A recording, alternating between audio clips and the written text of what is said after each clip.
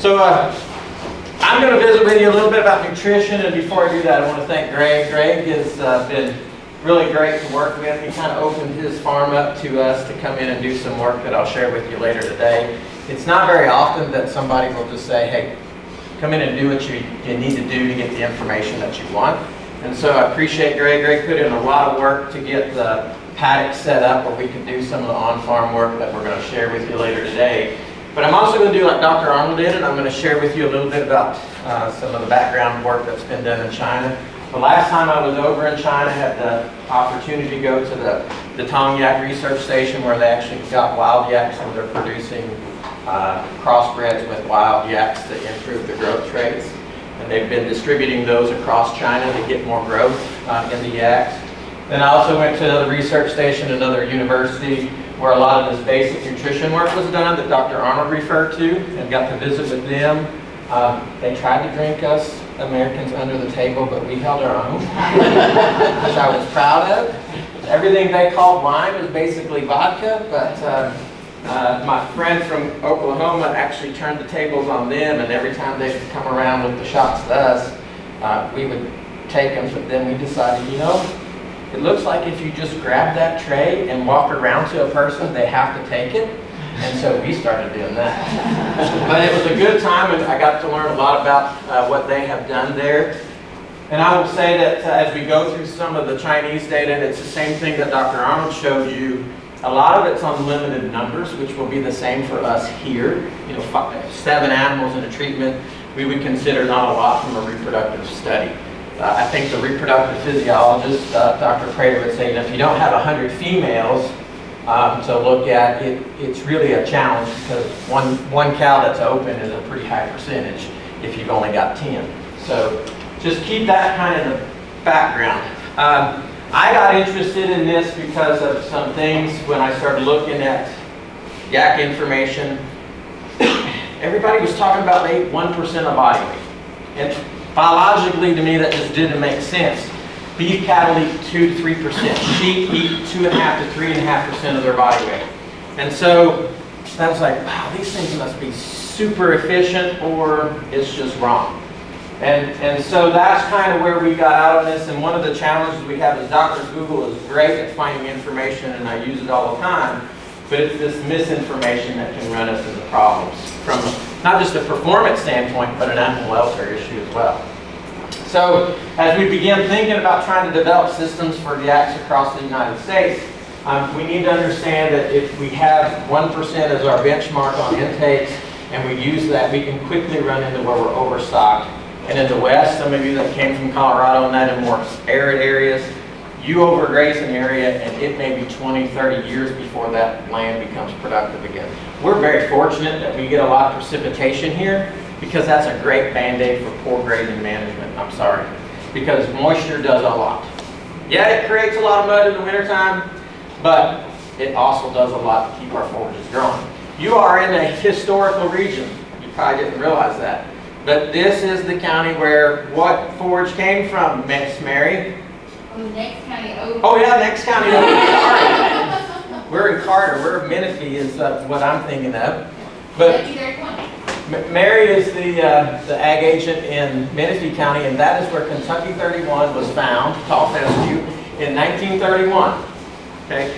The reason it gained attention was because it was one forage that continued to stay relatively green through the entire winter. All right.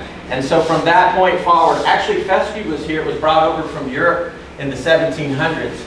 And along the wagon trails, fescue was brought because it had to have hay along for the livestock, and it began to fall off with seeds. And so you actually saw fescue kind of growing through these wagon trails as they moved from east to west. And it was sometime in the 1700s when it came in as probably a contaminant with the meadow fescue hay. But today, there's over 37 million acres in the United States that's Kentucky 31. And we'll talk about some of those potential problems as we get into the mineral nutrition. But you can see the list of things that this information can kind of be problematic here. And so that's where we wanted to kind of jump in and look at some of these basic things. We're going to review some of the international research.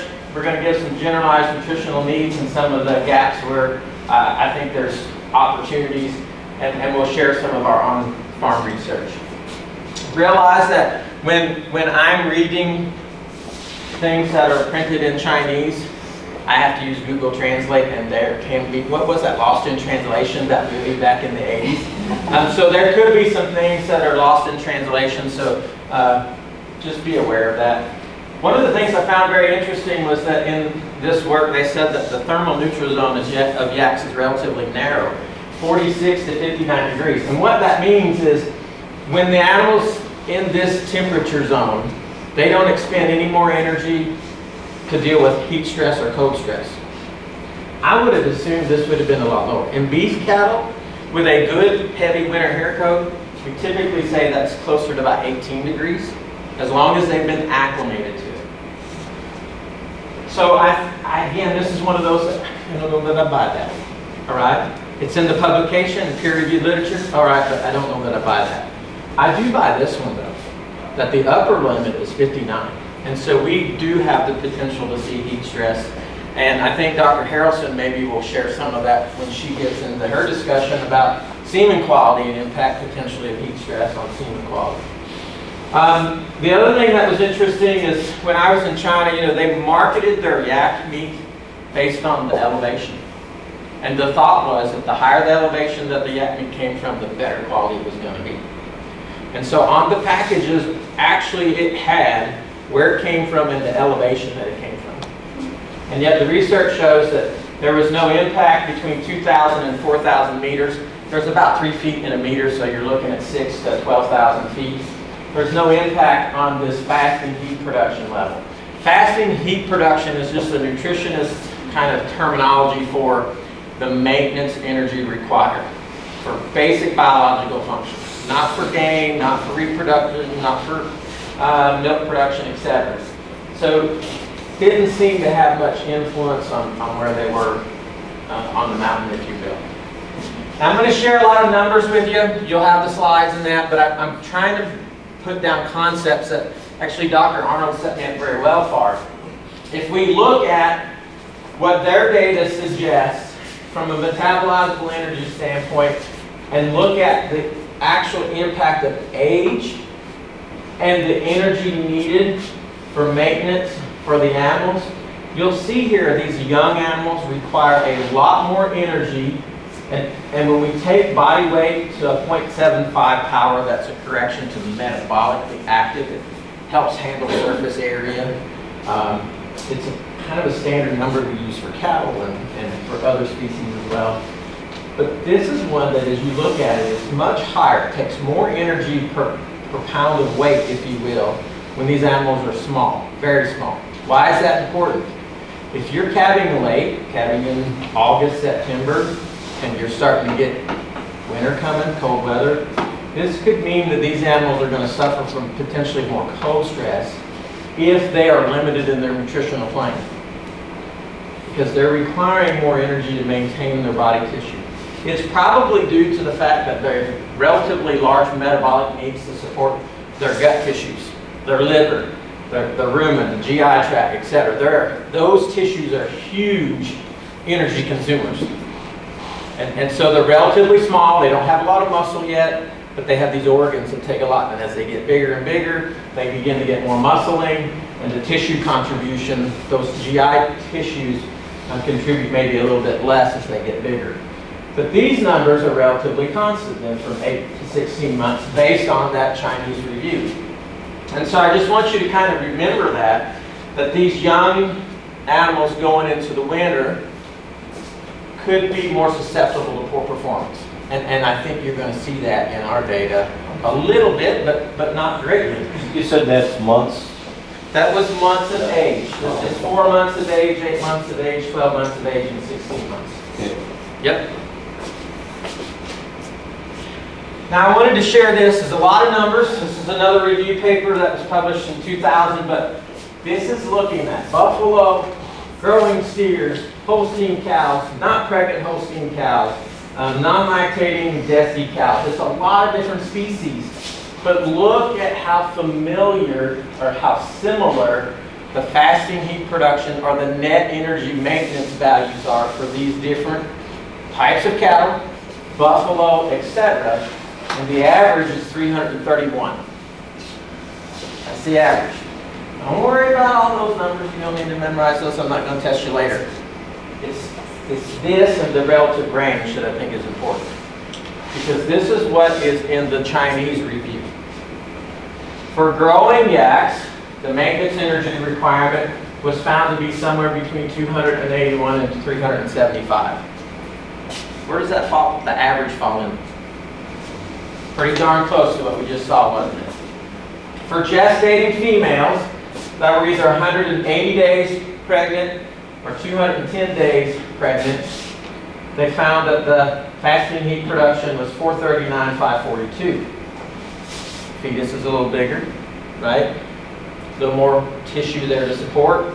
And so what they're finding, if you remember Dr. Arnold's chart where she was showing you the energy through that production year, and you get up to where peak production of milk is, it's the highest energy needs.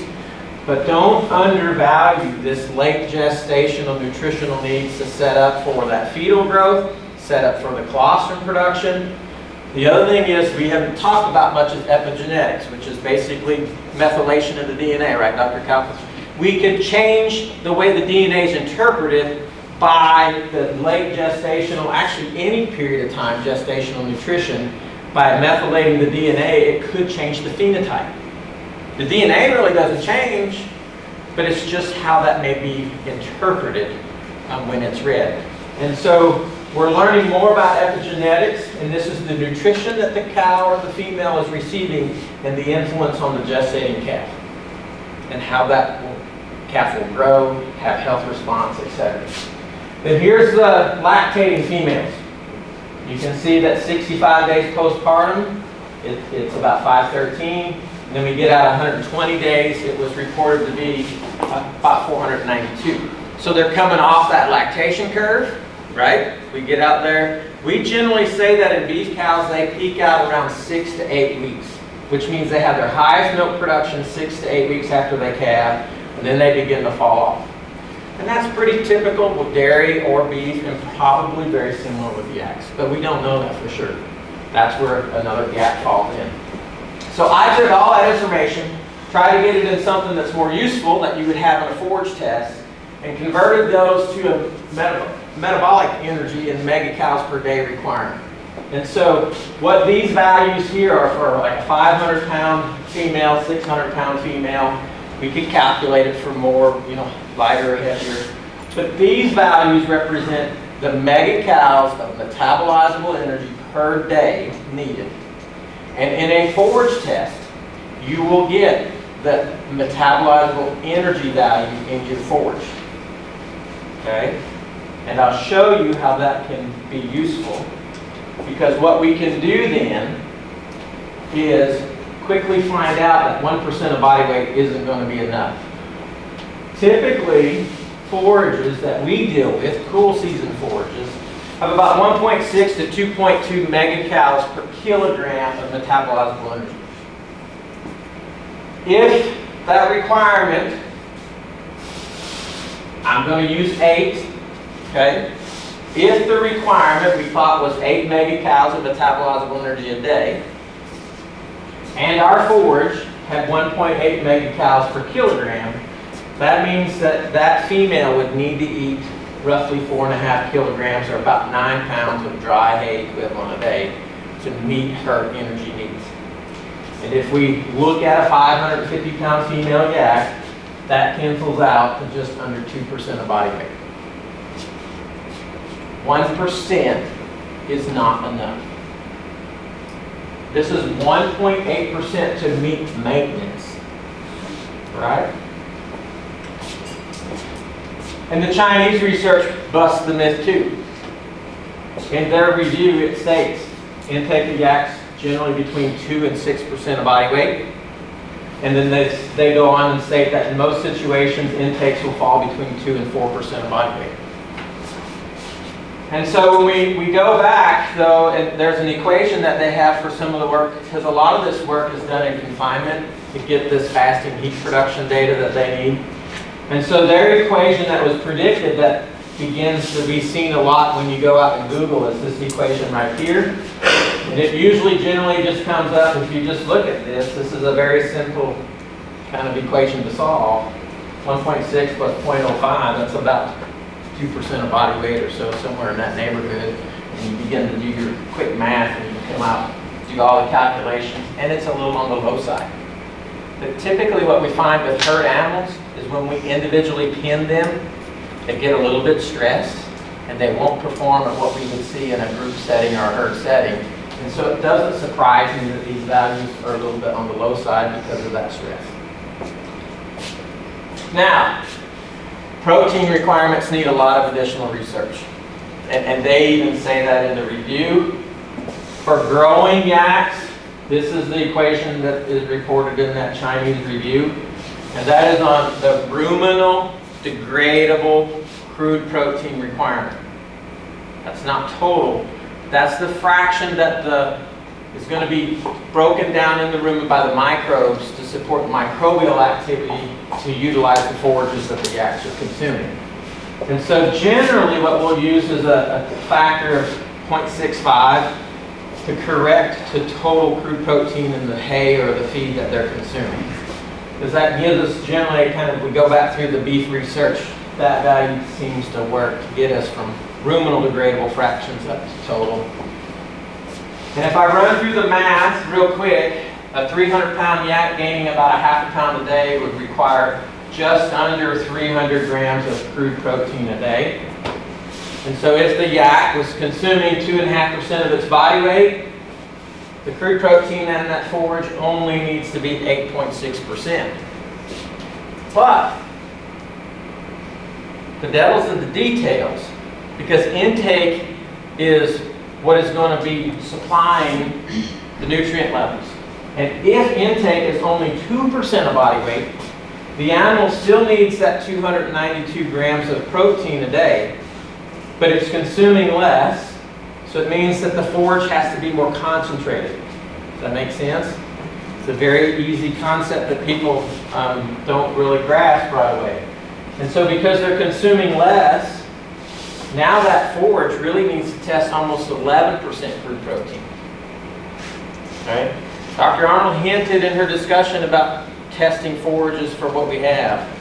This is one of those reasons, because we only can explain, even in all the beef research that's done, we can probably only explain about 60 to 70% of the variation in intake. And we've got a lot of data on intake of beef cattle. There's a lot of things that influence intake.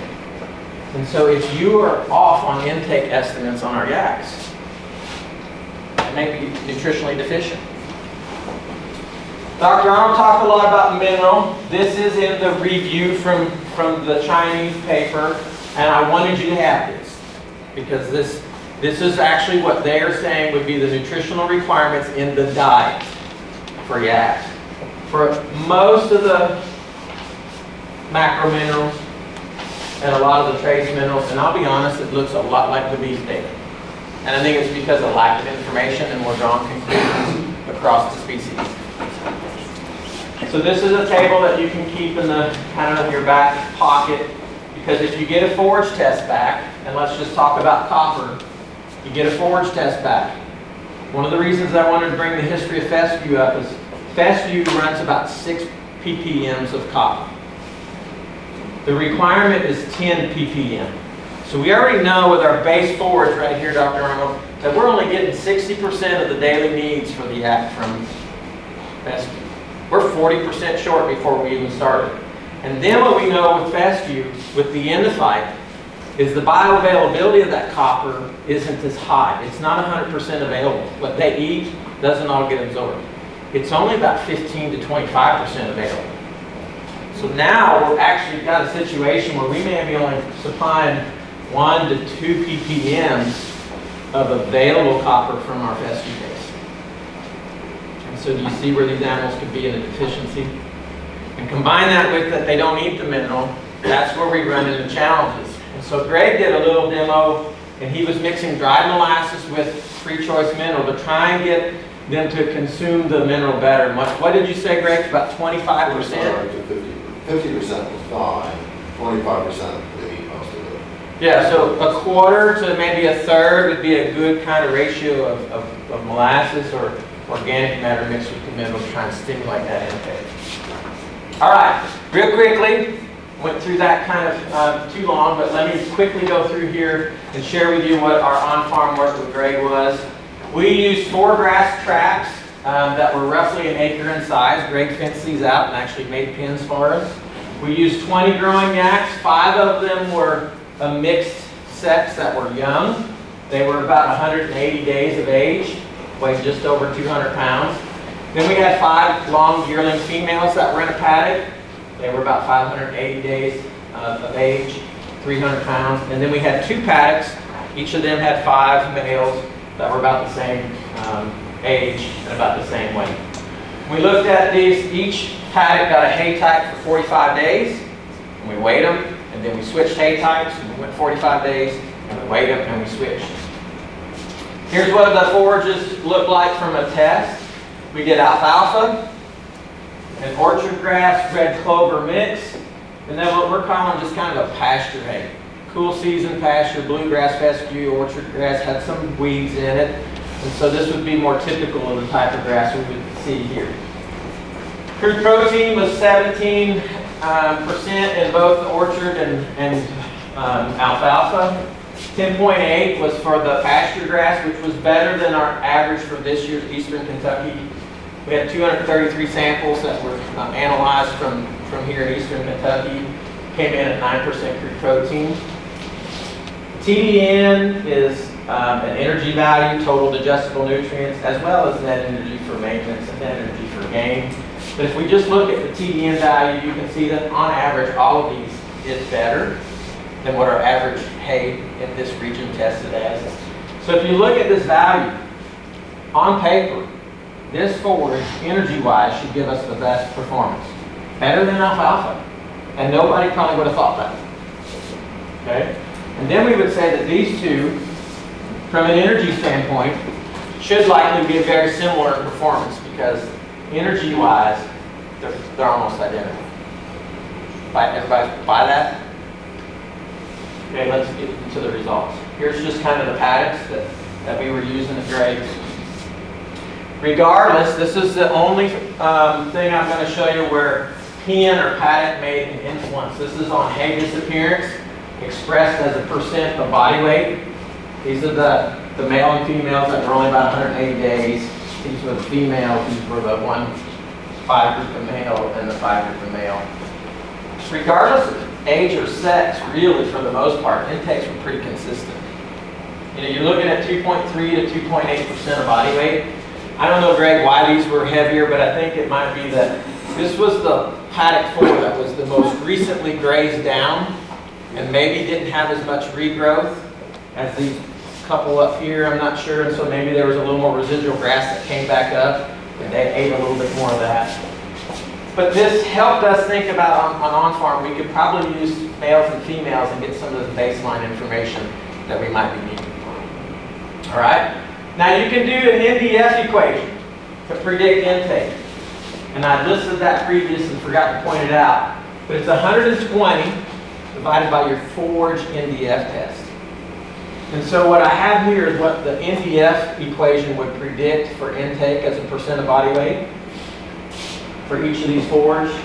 And then this is the actual, what we saw.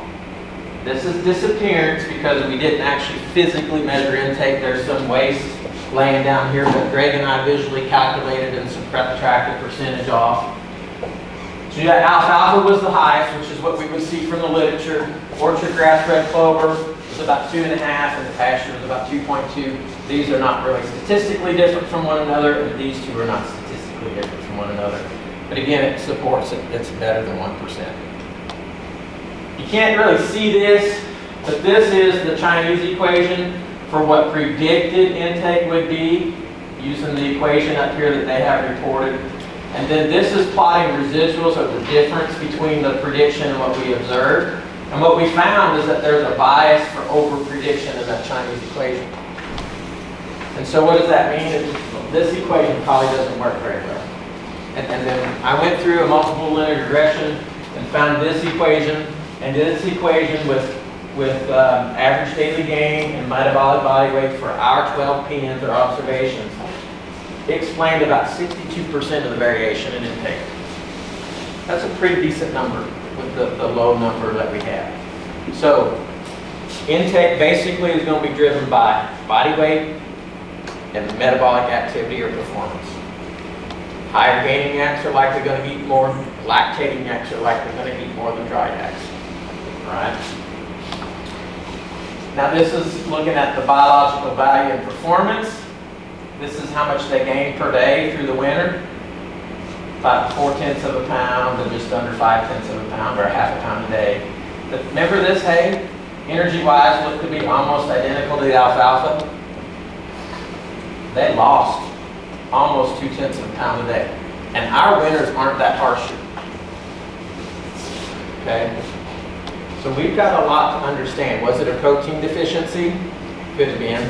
What we also found when we were weighing them is that we had some animals that didn't do well, and we had the vet, or we took fecal samples to the vet and found out there was some coccidia in them.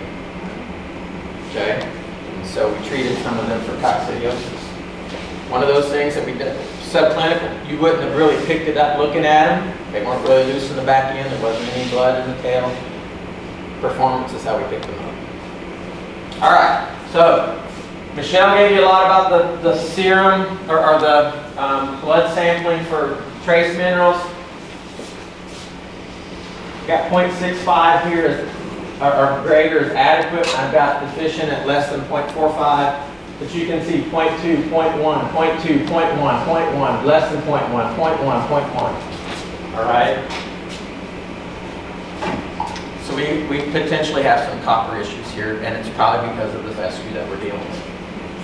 Selenium tends to also show up as being a concern for us.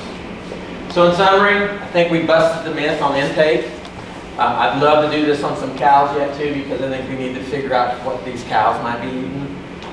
We can do some on-farm work in the right situation with the right producers like Greg to get some of this data that the industry needs to begin looking at nutritional requirements. But it does mean we have to have replicated trials. We can't just say, we're going to feed them this hay and then see how they gain and feed them this hay. There's a statistical experimental design that has to be implemented for these to really be valid. All right? So hopefully you gained a little bit of baseline information about yaks on nutrition, and that will be useful as we move forward. And so with that, I think I went just a tad bit long, but not too bad. I caught us up a little bit. But if you've got questions, feel free to email me. This is my youngest son, Jack. So Jack was with the yaks, and he helped us weigh these one day. So with that, it's my pleasure. I'll be around all day.